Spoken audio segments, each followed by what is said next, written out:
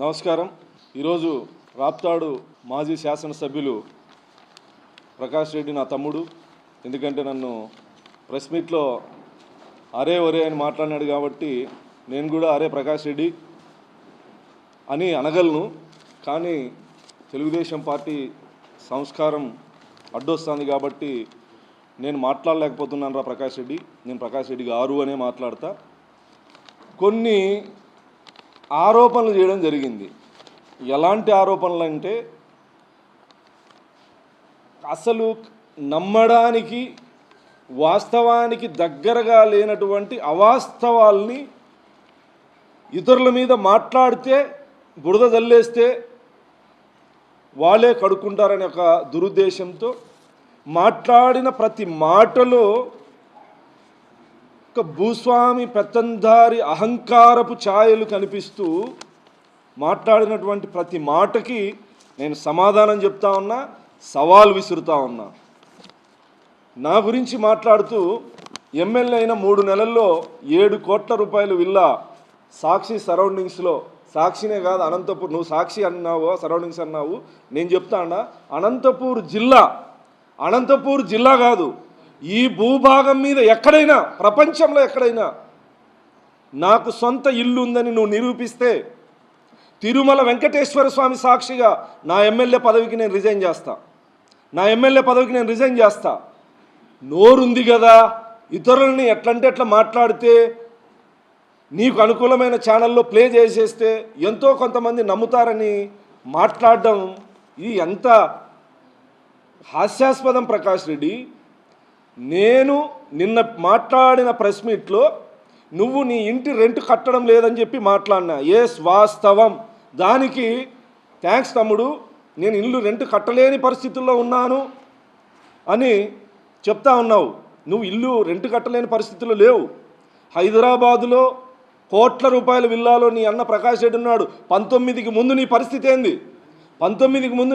ఏంది? కేవలం వైసీపీ కార్యకర్తలు నాయకుల యొక్క సానుభూతి కోసం ఇల్లు అమ్ముకొని ఎన్నికల్లో పోటీ చేస్తానని చెప్పి మొత్తం వైఎస్ఆర్ కాంగ్రెస్ పార్టీ రాప్తాడు నియోజకవర్గంలో ఉన్న వాళ్ళందరి దగ్గర డబ్బులు తీసుకొని అందరినీ మోసం చేసినటువంటి చరిత్ర నీది. ఈరోజు నీ ఆస్తులు ఇప్పుడు జస్ట్ నీ ప్రెస్ మీట్కి నా ప్రెస్ మీట్కి అర్ధగంటలో రాప్తాడు వైసీపీ నాయకులు నాకు ఫోన్ చేసి మెసేజ్లు పెట్టిన ఆస్తులు కొన్ని మాత్రమే చెప్తా అన్నా. ఇప్పుడు మిగతావి నేను రెండు సవాలు విసురుతా అన్నా. నీకు గురువారం వరకు టైం ఇస్తా ఉన్నా. ఎందుకంటే రేపు ఆదివారం నీకు రిజిస్టర్ ఆఫీసులు పనిచేయాలి. నా పేరు మీద కానీ, నా భార్య పేరు మీద కానీ, మా అమ్మ నాన్న పేరు మీద కానీ, నా కొడుకుల పేరు మీద కానీ, నా బంధువుల పేర్ల మీద కానీ, నా దగ్గర ఉన్న హితులు సన్నిహితులు మిత్రులు అనుచరులు నా పార్టీ నా కార్యకర్తల పేర్ల మీద కానీ నాకు బినామీ ఆస్తి కానీ నా ఆస్తి కానీ ₹1 ఆస్తిని నువ్వు నిరూపించగలిగితే తిరుమల వెంకటేశ్వర స్వామి పాదాల సాక్షిగా నేను రాజీనామా పత్రం ఎమ్మెల్యే పదవికి, బోర్డు మెంబర్కి, తెలుగుదేశం పార్టీకి కూడా రిజైన్ చేయడానికి నేను సిద్ధంగా ఉన్నా. గురువారం లోపు కొడక్క నువ్వు నిరూపించకపోతే నీ ఇంటి దగ్గరికి డెడ్ లైన్.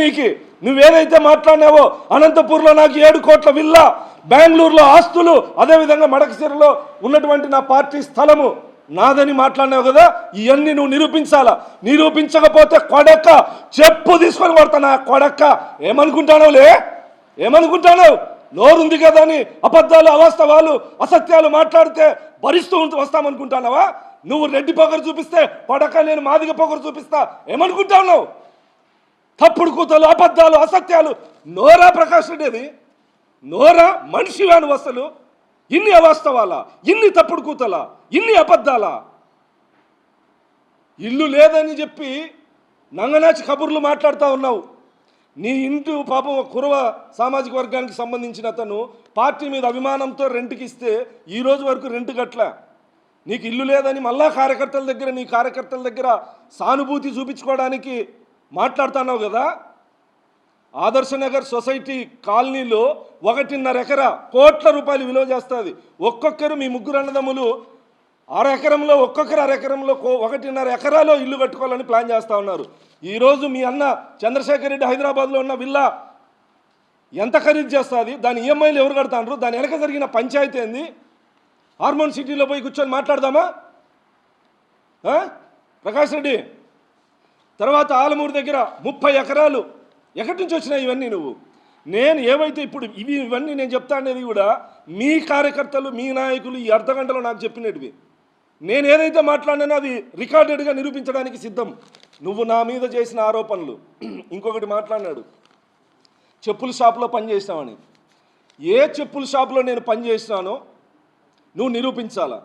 2008లో సందేశ్ ఫుట్వేర్ అని నా కొడుకు పేరు మీద సంగమేశ్ సర్కిల్లో అప్పుడు ప్రముఖ నటుడు నరేష్ గారితో షాప్ ఓపెన్ చేయించా.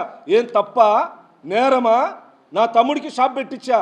ఏం తప్ప? ఆ రోజుల్లో చెప్పుల షాప్లో పనిచేసినావని చెప్పి ఎంత అహంకారపూరితంగా మాట్లాడుతా ఉన్నావు. చెప్పులు కుట్టడం నా కుల ఆత్మగౌరవం. నా ఆత్మగౌరవానికి నిదర్శనంగానే నేను ఆ రోజు చెప్పుల షాప్ పెట్టించిన. నువ్వు దాన్ని ఒక చిన్న చూపుతో చెప్పుల షాపులో పనిచేయాల్సినటువంటి దౌర్భాగ్య పరిస్థితుల్లో నేను ఏ రోజు లేను. నీలాగా అబద్ధాలు, అసత్యాలు నేను చెప్పను. మీ తండ్రి అన్నదమ్ములు కుట్రలు, కుతంత్రాలు, ఫ్యాక్షన్లు, బెదిరింపులు, దౌర్జన్యాలతో నీ రాజకీయం. నేను సామాజిక ఉద్యమాల్లో నుంచి వచ్చా. నాకు ఎటువంటి బ్యాక్గ్రౌండ్ లేకుండా వచ్చా. లోకేష్ గారికి బినామీ అని మాట్లాడతావా? మీ నాయకుల్లాగా అక్రమ సంపాదన, అక్రమార్జన చేసే నీచ సంస్కృతి నారా లోకేష్ గారికి, నారా కుటుంబానికి లేదు. ప్రతి సంవత్సరం వాళ్ళకు ఉన్నటువంటి లీగల్గా ఆస్తులన్నిటినీ బహిర్గతం చేసే ఏకైక నిజాయితీ కలిగినటువంటి కుటుంబం నారా వారి కుటుంబం. నేను ఆయనకు బినామీని అని మాట్లాడతావా? బినామీని కాబట్టి 4 పదవులు 3 పదవులు అని మాట్లాడతావా? తెలుగుదేశం పార్టీలో నేను కష్టపడి పనిచేసిన మీ నాయకుడు మీ గవర్నమెంట్లో దుర్మార్గమైన చర్యలకి ఎదురొడ్డి పోరాటం చేసిన. నా పోరాటానికి ప్రతిఫలం నా పదవులు, అంతేగాని భిక్ష కాదు. ప్రకాష్ రెడ్డి, నీలాగా లాబింగ్ చేసుకొని ఇతరుల్ని మోసం చేసి నేను రాజకీయాల్లోకి రాలే. నువ్వు రాజకీయాల్లోకి రాకముందే నేను సామాజిక ఉద్యమ కార్యకర్తని, నాయకుడిని. నోరుంది కదా అని అడ్డదిడ్డంగా మాట్లాడుతున్నావు. 1000 కోట్లు 100 కోట్లు నువ్వు ఈరోజు అక్రమాస్తులు కలిగి ఉన్నావు. కానీ కార్ల ఈఎంఐలు కట్టావు, బెదిరిస్తావు. వాళ్ళు వస్తే పాపం ఈఎంఐలు అట్లని చెప్పి నువ్వేమైనా పేదోడువా? నువ్వు ఇంటి బాడి కట్టలేని పరిస్థితుల్లో ఉన్నావా?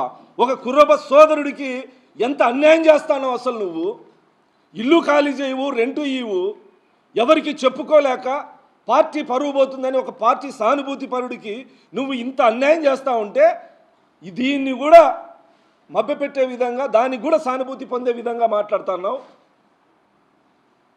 నీలాంటి నయవంచకుడు మాట్లాడితే మౌనంగా పోతారులే, బురద వేసేస్తే మౌనంగా పోతారులే అనుకోవద్దు. ప్రకాష్ రెడ్డి, నువ్వు ఒకటి మాట్లాడితే 100 మాట్లాడగలం. నీకు గురువారం సాయంకాలం వరకు 5 గంటల వరకు నీకు టైం ఇస్తా ఉన్నా. నా మీద చేసిన ఆరోపణలు నువ్వు నిరూపించాలి. నిరూపించకపోతే ఆ రోజు జరిగే పరిణామాలకు ఖచ్చితంగా నేను చెప్తా ఉన్నా. మీడియా సమక్షంలో, మీడియా వేదికగా చెప్తా ఉన్నా. గురువారం లోపు, సోమవారం నుంచి బుధవారం వరకు రిజిస్టర్ ఆఫీసులు అన్నీ పనిచేస్తాయి. నువ్వు బెంగళూరులో నా ఆస్తులని మాట్లాడుతూ ఉన్నావు, అనంతపూర్లో 7 కోట్ల విల్లాని ఈ ఇల్లు, నేనున్నటువంటి ఇల్లు మీ నియోజకవర్గం చంద్రశేఖర్ రెడ్డి అనే చెన్నై కొత్తపల్లి హనుమంతరెడ్డి అనే వ్యక్తిది ఇల్లు, ఇది నాదని మాట్లాడుతూ ఉన్నావు. కనీస సమాచారం వద్దా? ఎవరు చెప్తాడు నీకు? లేదంటే బురద వేసేస్తే సరిపోతుంది అనుకుంటాడవా? హనుమంతరెడ్డిది ఇల్లు, కొడుకులు వచ్చి సుధీర్ రెడ్డి, మహేష్ రెడ్డి.